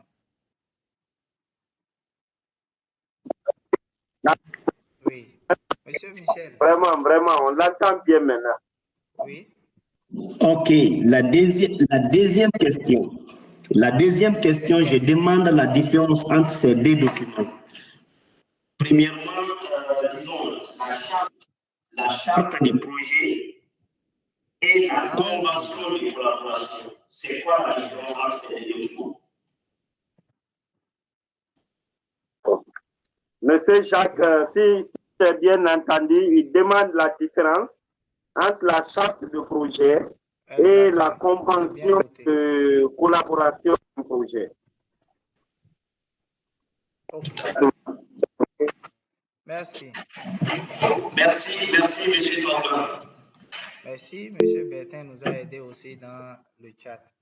Oui, en temps, Madame Brigitte a levé la main. Vous avez la parole.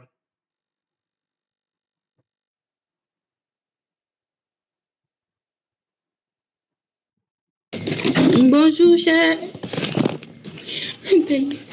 Bonsoir, chers tous. Et merci beaucoup pour la présentation. Vous me recevez, j'espère. Ok. Et moi, je voudrais rejoindre M. Joseph qui a parlé de la rapidité de la présentation. Donc, si pour des fois à venir, vous pouvez revoir un peu le rythme, ça nous fera beaucoup plaisir. Ma question, c'est de savoir la différence entre le cycle de vie du projet et la durée du projet. Je ne sais pas si j'ai bien noté, je ne sais pas. Merci, madame. Monsieur Bertin a levé la main.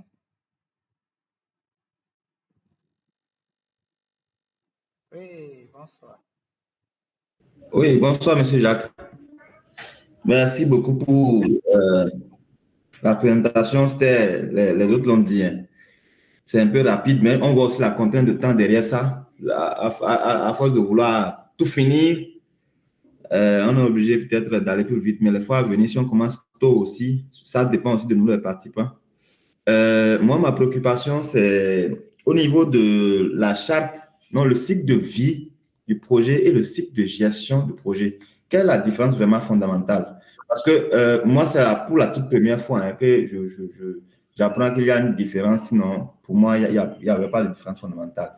Maintenant, il y a quelque part où vous avez évoqué, en tout cas dans les concepts là, vous avez parlé de politique et de programme. Et j'ai cru avoir lu quelque part que le programme, c'est un ensemble de politiques. Et j'ai un peu tiqué parce que pour ce que nous savons, c'est que la politique est beaucoup plus englobante. Et donc, par exemple, quand on prend l'État, dans chaque secteur, il y a des politiques publiques et les différents programmes donc, qui doivent être mis en œuvre et doivent pouvoir contribuer à la réalisation de cette politique-là. Donc, je vois la politique comme étant plus large que le programme. Mais j'ai cru avoir compris que dans votre présentation, c'est tout comme si le programme est plus grand que la politique. Merci beaucoup. Merci. Autre intervention? Il y avait M. Alfred qui a levé la main. Monsieur Alfred, vous avez la parole.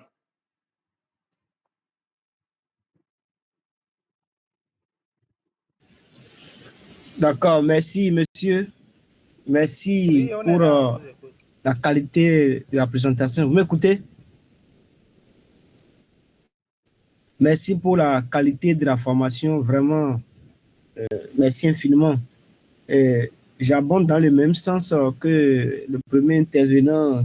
Si vous pouvez être encore plus, il faut revoir un peu la vitesse. Je sais qu'il y a la contrainte du temps. Il faut revoir un peu la vitesse, ça nous fait beaucoup plaisir. Et je voudrais demander par là si à chaque étape, si vous pouvez nous étayer par des cas pratiques, ça va renforcer notre capacité. Et par rapport à l'analyse des risques. Si vous arrivez à cette étape-là, si vous pouvez nous parler, nous donner des cas concrets, ça nous aiderait mieux. En plus, vous avez abordé la théorie de changement. Je voudrais demander qu'est-ce qu'on peut faire, quel comportement ou bien quel dispositif on peut mettre en place pour que ces changements, ces transformations, disons, amenées par la mise en œuvre du projet soient durables. Autrement dit, la pérennisation des acquis du projet, comment on peut se comporter là. Si je suis déjà allé très devant, je suis déjà allé en besogne, excusez-moi. Et ici, moi, c'est Alfred Aïtiou. Je suis géographe environnementaliste, consultant indépendant. Merci. Monsieur Romain. Monsieur Romain avec nous? Oui, monsieur, Allô? bonsoir. J'espère que vous allez bien. Merci. Oui, je suis avec vous. Allô? Oui, vous m'entendez? Monsieur Romain avec nous? Oui, monsieur Jacques, on oui, vous entend, on vous entend. Monsieur Romain parle déjà. Oui, bonsoir, vous m'entendez? Oui, oui, bonsoir. Ah, allô? Bonsoir. On vous écoute. Vous m'entendez? Wow. Vous m'entendez? Je crois le problème au niveau de monsieur Jacques. Sinon, on entend bien monsieur Romain. Allô? Vous m'entendez? Oui, c'est bon. Je vous reçois maintenant. On vous reçoit bien. Moi, je vous entends bien. On vous entend, monsieur Romain. Oui, bonsoir. Bonsoir, chers tous. J'espère que vous allez bien. Ok, j'ai bien suivi la... Oui, oui, bon. J'ai bien suivi. Merci pour la présentation, la qualité de votre présentation. J'ai beaucoup aimé. Entre-temps, je voulais mieux comprendre ce que vous appelez management, la différence entre management et gestion de projet. J'ai entre-temps compris que au niveau de management, il faut bien planifier, il faut prendre la décision, la prise de décision, la formulation de politique et la gestion de plan. Okay. Est-ce qu'il y a une différence entre management et gestion de projet? Okay, c'était là ma préoccupation. Merci infiniment, monsieur Jacques. C'est très intéressant. J'espère que je n'ai pas oublié une main. Ok. Beaucoup de questions que vous avez posées, ça c'est très intéressant. Ça veut dire qu'on m'a bien écouté. Je note deux doléances. La première doléance, premièrement, c'était la vitesse. On a bien noté, on va revoir ça. Donc, cela implique aussi de diminuer le contenu. Et il y a aussi les cas pratiques que vous avez voulu. Pour chaque cas qu'on aborde, des cas pratiques pour vous permettre vraiment de mieux comprendre. Et c'est très bien noté. S'agissant des questions très pertinentes, la différence entre le plan de projet et le cadre logique. Il y a deux différences. D'abord, c'est deux documents différents. Et les deux s'élaborent au niveau des étapes différentes du cycle de vie du projet. Le plan de projet est rédigé après la rédaction du charte de projet. Donc, c'est quand on finit de rédiger la charte de projet qu'on découle maintenant au plan de projet. Le chef projet n'est pas obligé d'être là au moment de l'élaboration de la charte de projet. Mais le plan de projet, il doit être forcément là puisque c'est lui qui élabore le plan de projet.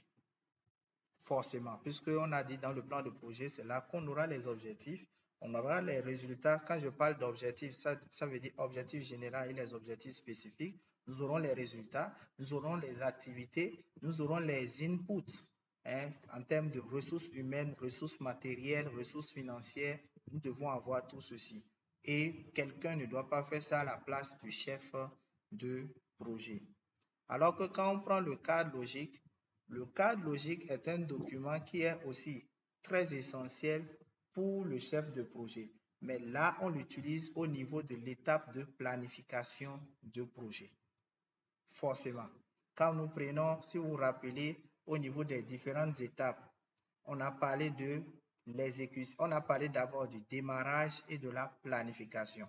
Le plan de projet s'élabore au niveau du démarrage, alors que le cadre logique s'élabore au niveau de l'étape de planification. Puisqu'au niveau du cadre logique, on a besoin du cadre logique pour pouvoir planifier. Ça, c'est ce que dit la première école. Il y a certaines écoles qui disent que ces deux documents doivent aller de pair. C'est-à-dire, aussitôt nous avons fini le plan de projet, on va directement au cadre logique, puisque quand on quitte l'étape de démarrage, il faut forcément aller à la planification. Donc, les deux, on les garde au niveau de l'étape de démarrage. Si vous allez sur le net, vous allez voir plus clairement les deux écoles dont je parle. Mais qu'est-ce que moi je retiens de ça? Qu'est-ce que personnellement je garde de ma petite expérience? Le plan de projet, après la charte de projet, on rédige le plan de projet. Et du plan de projet, pour moi, doit découler forcément du cadre logique. Puisque le cadre logique naît à partir, déjà, quand on a fait l'arbre de problème, l'arbre de solution, au niveau de l'arbre de solution, on fait sortir un outil qu'on appelle la logique d'intervention du projet. Et de la logique d'intervention du projet, on complète un certain nombre d'éléments pour pouvoir trouver quoi? Ce qu'on appelle le cadre logique. Donc, la première différence, c'est que c'est deux documents différents d'abord. Et au niveau de la forme, le plan de projet, c'est un document en bonne et due forme où on a table de matière, tout ça. Là, on parle d'une introduction, du contexte. Il y a beaucoup d'éléments. Je peux partager après vous un canevas de rédaction de plan de projet. Alors que le cadre logique, c'est un tableau. Pour certaines écoles, c'est 6 colonnes. Pour d'autres écoles, c'est 5 colonnes. Donc, ça dépend vraiment de l'école que vous voulez. Vous allez voir qu'il y a des cadres logiques. Quand vous prenez les cadres logiques milieu européen, là, vous allez voir qu'eux, ils n'insistent beaucoup, ils n'insistent pas souvent trop sur la colonne où on parle des risques, où on parle des différentes probabilités. Mais alors que au niveau des modèles, quand on prend pas les modèles américains et autres là, ça c'est carrément tout autre monde. Donc voilà, quand on sera sur la formation en suivi évaluation, on va revenir sur le cadre logique. Donc voilà la différence que moi je fais. Dans le fond, et dans la forme d'abord, l'autre c'est carrément un document, alors que le cadre logique c'est juste un tableau avec des colonnes que nous allons remplir.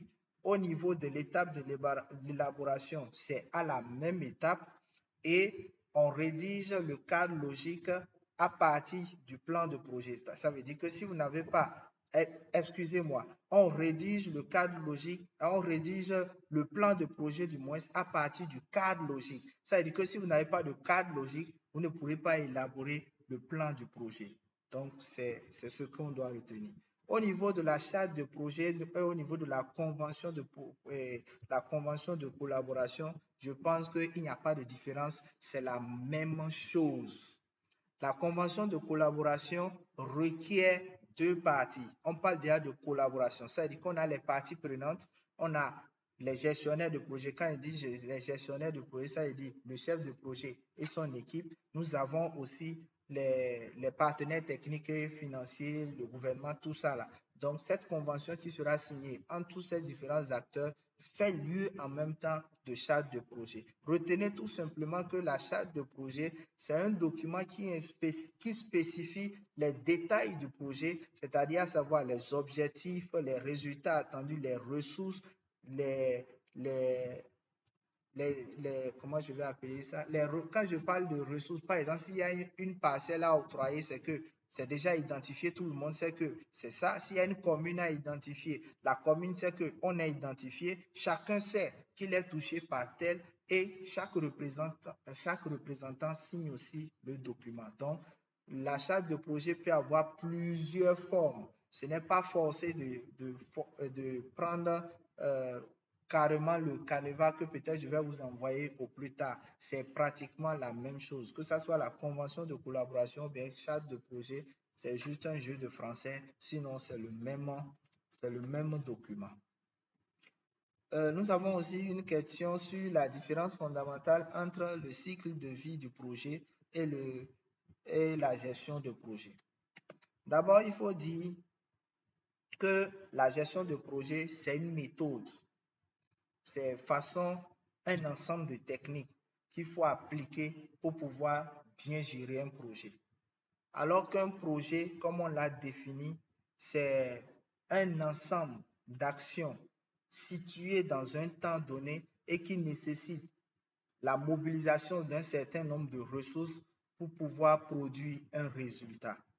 Donc, ça veut dire que c'est une innovation, une nouveauté que nous voulons mettre en place. Donc, le cycle d'une nouveauté doit être forcément différent du cycle d'une technique. Je reprends, le cycle d'une innovation, d'un changement, de quelque chose de nouveau qu'on veut apporter, d'un projet, doit être forcément différent du cycle d'une technique.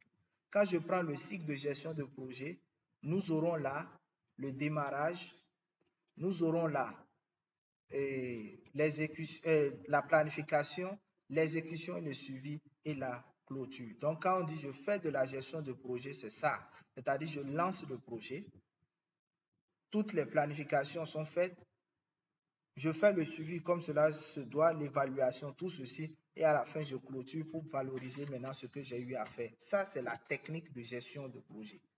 Mais quand je vais venir au niveau du cycle de vie du projet en l'état même, il doit avoir une étape de diagnostic qu'on va appeler l'étape d'identification. Ça veut dire qu'on va aller rencontrer les acteurs, faire des diagnostics et voir, d'abord, identifier les problèmes qu'ils ont, choisir le problème central, les problèmes secondaires, ce qui va aboutir à élaborer un ensemble de solutions jusqu'à trouver une solution au problème principal. De là, maintenant, nous allons élaborer une logique d'intervention. Après, quand nous allons finir, nous allons élaborer le plan de projet. Et bien avant cela, il y aura la charte de projet, le plan de projet. Quand nous allons quitter là, nous allons aboutir à la théorie de changement. Nous allons élaborer une théorie de changement en bonne et due forme. Quand on va quitter de la théorie de changement du projet, nous allons maintenant faire les différentes planifications qu'il faut, ainsi de suite, jusqu'à la clôture. Donc, pour dire que le cycle de vie du projet va commencer depuis la conception, depuis le nœud, la naissance du projet. Alors que le cycle de gestion de projet, tout est déjà fait. Il reste juste la mise en œuvre. Donc, c'est normal que le cycle de la mise en œuvre soit différent du cycle de la création de quelque chose. Je ne sais pas si j'arrive à mieux me faire comprendre de par mes explications. Donc, c'est ce que vous devez retenir. Voilà pourquoi je dis qu'il y a une différence entre le cycle de vie du projet et le cycle de gestion de projet. Voilà. Monsieur Bertin vient de nous faire le retour. OK. Ensuite, la question qui a suivi, c'est par rapport au changement. Comment gérer le changement? D'abord, toutes les dispositions qu'il faut faire pour qu'à la fin, on puisse vraiment voir les impacts et là aussi toucher aussi les risques. Ce n'est pas l'objectif de la formation puisqu'on a un autre module où nous allons parler de la théorie de changement, où nous allons vous montrer comment concevoir une théorie de changement, comment prendre en compte toutes les dimensions et enfin maintenant aller à la mise en œuvre, à conduire maintenant ce changement. Et il faut dire, ce que je vais dire à ce niveau, c'est que pour pouvoir s'assurer de l'atteinte des résultats, c'est qu'il faut s'assurer que les activités que nous menons sont des activités de durabilité. Ce sont des activités qui mettent les parties prenantes surtout au cœur de nos actions. Un projet qui va continuer dans le temps, ça dépend du niveau d'implication des parties prenantes. C'est comme on veut, par exemple, faire des forages quelque part. Et quand on a commencé la construction, on a tout fait et après, on remet les clés aux parties prenantes. Ça fait un. Deuxièmement, quand nous avons voulu le faire, on a appelé les parties prenantes ensemble, on a identifié. Quand on a fini de pouvoir construire les choses, on a dit déléguer 2 ou bien 3 personnes par village, ils viennent, on leur montre au niveau de la pompe là, quand c'est comme ceci, voilà comment on fait. Quand c'est comme ceci, comment on fait. On leur donne la main, on parle de prise de main.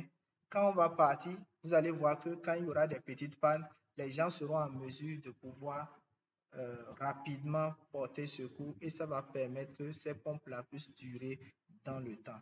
Donc, il y a beaucoup de paramètres à prendre en compte, donc on ne peut pas vraiment rentrer dans les détails. Donc, ce qu'il faut retenir tout juste pour qu'un changement soit durable, c'est qu'il faut mettre les parties prenantes au cœur de la mise en œuvre du projet. Si vous les écartez, le jour que le projet finit, c'est là que tout va s'arrêter. Et la dernière question, c'était la différence entre le management de projet et la gestion de projet.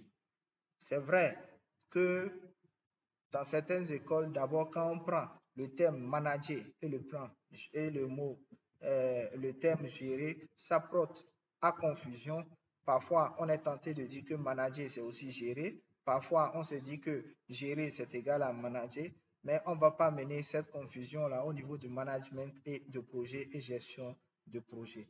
Voilà pourquoi j'ai montré un schéma. Je dis, quand on parle de management de projet, c'est maîtriser 3 dimensions, à savoir l'accompagnement du changement, la conduite de projet et la gestion des ressources humaines. C'est-à-dire que si vous dites que vous faites le management de projet, ça ne peut qu'être ça. Alors que quand on dit on fait de la gestion de projet, c'est-à-dire on est en train de toucher les dimensions développement du système, la gestion de la qualité, nous allons parler de la conduite, nous allons parler excusez-moi, je suis en train de parler de la conduite de projet. Quand on parle de conduite de projet, on va parler de développement de système, gestion de projet, gestion de qualité, gestion maintenant de la documentation. Donc, en matière de gestion de projet, c'est le triangle de la triple contrainte. Gérer un projet, c'est maîtriser le coût, la qualité et le délai. Et le délai, c'est ça.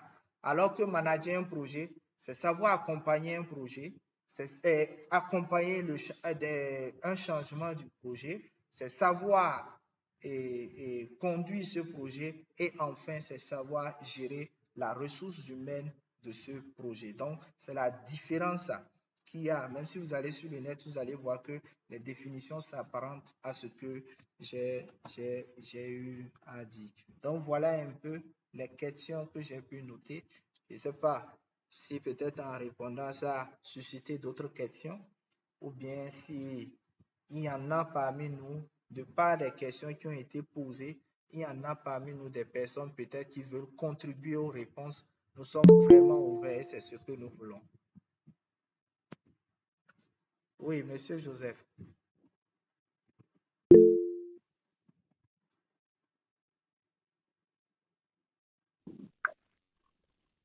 S'il vous plaît, si vous pouvez un peu revenir sur les piliers du management de projet là.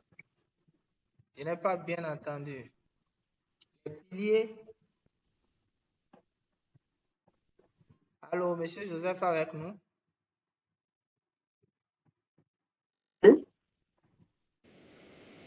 Les piliers du projet. Les piliers du management de projet. Les piliers du management du projet. Merci. Les piliers du management du projet. C'est ça. L'accompagnement du changement, la conduite du changement et la mobilisation du personnel. Vous allez voir que ceux-là qui se sont inscrits uniquement pour la certification en management de projet, vous allez voir que c'est ce contenu-là qui est beaucoup plus mis à leur niveau.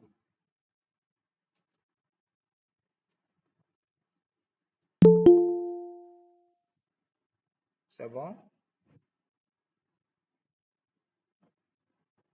on avait M. Michel qui est en train de demander l'entrée à la séance. Donc, voilà un peu les différents éléments. Ça veut dire que normalement, en principe, la gestion de projet est contenue dans le management de projet. C'est englobant. C'est pour cela que vous allez voir que généralement, moi en tout cas, je suis un peu contre pour les filières qu'on crée, on dit filière gestion de projet. Ça ne veut rien dire. Mais normalement, on devait dire les filières management de projet. Ça, on peut appeler ça une filière. Et là, à l'intérieur, les cours qu'on va proposer, il y aura des cours relatifs à l'accompagnement, au changement, à la conduite et à la gestion du personnel. Mais quand on dit gestion de projet, en réalité, on n'a rien dit. Je ne sais pas si on se comprend. On va travailler le vendredi et j'aime souvent, quand je déclare des choses, qu'on aille chercher pour qu'à des prochaines séances, on puisse faire le débat pour vraiment enrichir nos entretiens. J'aime beaucoup ça.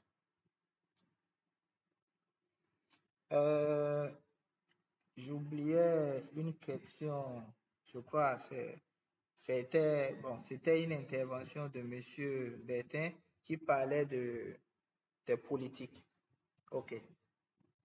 Peut-être que je n'ai pas précisé. Ici, je ne parle pas des politiques publiques. Ici, c'est focalisé projet. Les politiques publiques s'apparentent au programme. Ça, je ne suis pas allé aux politiques publiques. Je suis beaucoup plus resté dans notre contexte. Sinon, si on va prendre les politiques publiques, c'est que là, on est en train de parler des programmes gouvernementaux, des programmes gouvernementaux du moins. Donc, c'est un peu ça. Et ça découle des plans gouvernementaux ou bien des pouvoirs publics. Donc, je ne suis pas allé dans ce sillage-là. Je suis beaucoup plus resté dans le contexte projet. Et j'ai oublié de le souligner au départ que nous allons beaucoup plus prendre des cas de projets de développement. C'est vrai qu'on peut amener quelquefois en passant des projets d'entreprise, mais on sera beaucoup plus focalisé sur les projets de développement. Voilà.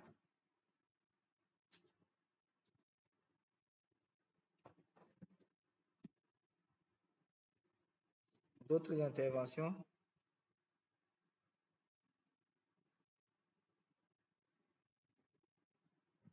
On est à 22h22. On a encore 8 minutes exactement. OK. S'il n'y a plus de questions, on va voir rapidement notre programme de vendredi.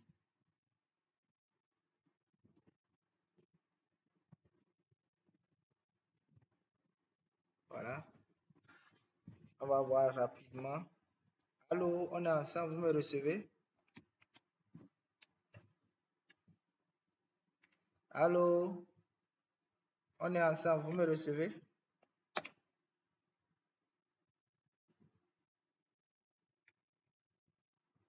Ah, ok. Oui, vous étiez parti un moment, mais c'est bon maintenant. Donc, je disais que s'il n'y a plus d'intervention, on va s'accorder sur le programme de demain et de vendredi. On va s'accorder sur le programme de vendredi. Donc, je disais, on va s'accorder sur le programme de vendredi. On avait prévu le vendredi la charte de projet présentée, le canevas et aussi un exemple de charte de projet. Pareil aussi pour un plan de projet, rôle et responsabilité du projet et du chef de projet, le cycle de vie du projet et les techniques de gestion du projet. Pour tenir compte de vos recommandations de la vitesse, je voudrais qu'on puisse s'accorder du contenu. Actuellement, on est à ce niveau. Actuellement, on est à ce niveau. Et si on doit diminuer le rythme, on ne pourra plus tout faire. Donc, on est obligé de choisir quelques éléments là pour nous permettre d'aller. Voilà ce que j'allais proposer et ensemble, on va valider. Demain, on va voir la charte de projet. Et je vais parler de vendredi, s'il vous plaît. La charte de projet. On va voir les étapes du cycle de vie du projet. On a vu aujourd'hui le cycle de vie de gestion de projet. Donc, on va voir le cycle de vie d'un projet. Ensuite, on va voir les outils de gestion de l'information dans un projet. Et enfin, on va voir les causes d'échec de projet. Voici ma proposition à valider. Je répète, vu le temps qui nous reste et pour la prise en compte de la recommandation, je ne pourrai pas aller dans un rythme beaucoup plus modéré avec le même contenu. Donc, ça serait un peu compliqué. Donc, on va essayer de casser le contenu en fonction de vos besoins. Et je disais que je propose ceci. Nous allons voir comment on élabore la charte de projet, ensuite les étapes du cycle de vie de projet, les outils de gestion de l'information de projet et enfin les causes d'échec de projet. Oui, pour aller. Monsieur Joseph avait levé la main.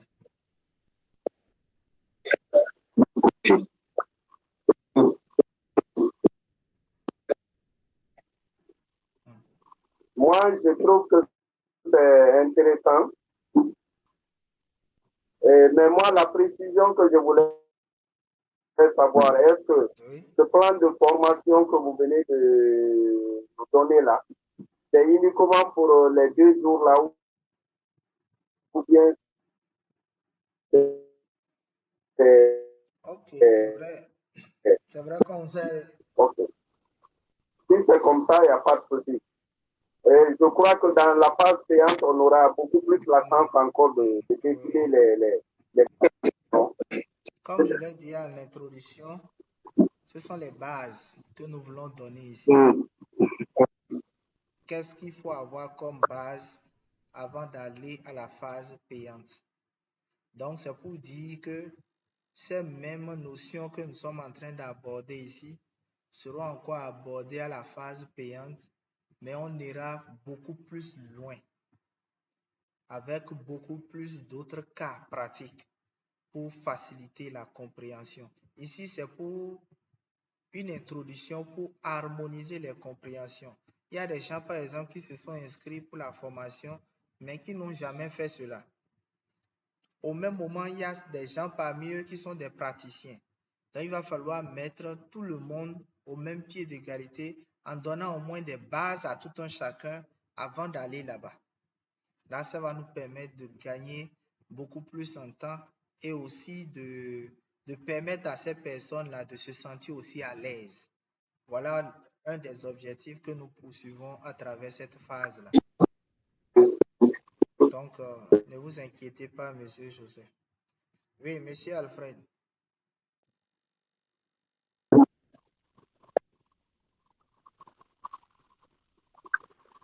Merci, monsieur. Merci pour la clarté encore. Je pense que le plan exposé, tous les points inscrits sont intéressants. Hein? Et il serait aussi utile d'avoir au moins les éléments basiques sur chaque point en attendant de faire le programme de la formation payante. Donc moi, je voudrais proposer que vous mainteniez le même rythme là, la même vitesse qu'on parcourt tous ces points-là. Et à la fin, pour donner 50 minutes, 45 minutes qu'on va échanger, parce que à la lecture avec vos différentes réponses tout à l'heure, on a encore maîtrisé beaucoup d'éléments que vous avez présentés quand même. Merci beaucoup. Oui,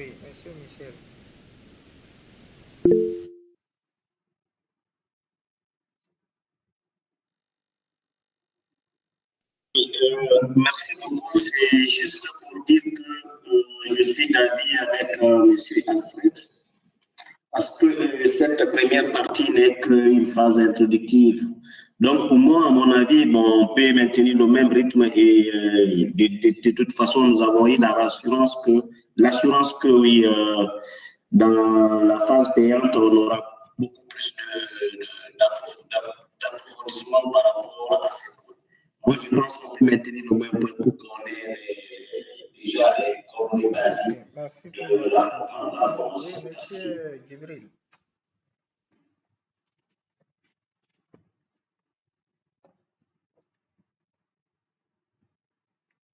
Oui, monsieur Djibril.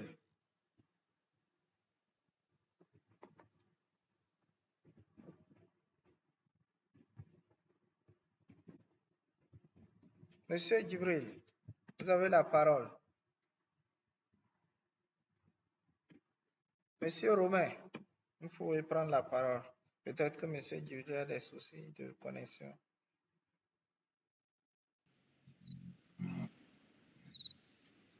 Oui, moi j'apprécie la qualité de votre communication. Le rythme, c'est un peu lié au module que vous voulez dérouler à notre faveur. Si vous allez diminuer le rythme, vous n'allez pas quand même atteindre les résultats. À mon niveau, je pense que le rythme est bon. Le message passe bien par rapport à votre rythme et je pense que selon moi, ça me convient. Monsieur Romain avait un temps levé la main. Ou bien c'est monsieur Romain qui vient d'intervenir?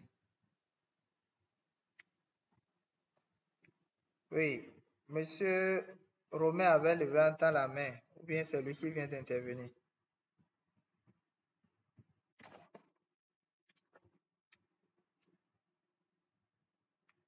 Oui, c'est moi qui viens d'intervenir. Ok, je pense que c'est des contributions.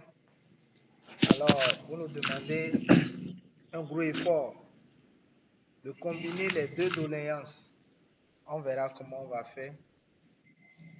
On va garder le même contenu tout en diminuant légèrement le rythme. Alors. Donc, ça nous demande aussi un gros effort. Il va falloir qu'on soit vraiment ponctuel. Dans ce cas, le vendredi, on est obligé de démarrer rigoureusement à 20h30. Rigoureusement. Donc, vous avez déjà le programme, c'est le vendredi prochain à 20h30. Donc, 20h30, 00, on démarre pour nous permettre vraiment d'aller dans un rythme qui va nous permettre aussi de mieux comprendre tout en gardant le même contenu. Est-ce que ça peut aller comme ça?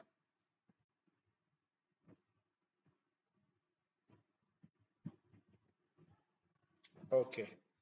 Donc, on va se souhaiter une très bonne soirée. Validé, monsieur. Ok. Pour ceux qui vont continuer la soirée. Et une bonne nuit pour ceux qui iront dormir. On se dit à vendredi prochain. Merci beaucoup. Merci beaucoup. Merci. Et moi, je suis désolé parce qu'il est 23h. Ok, ça, c'est pour nous les Béninois, il est 22h33.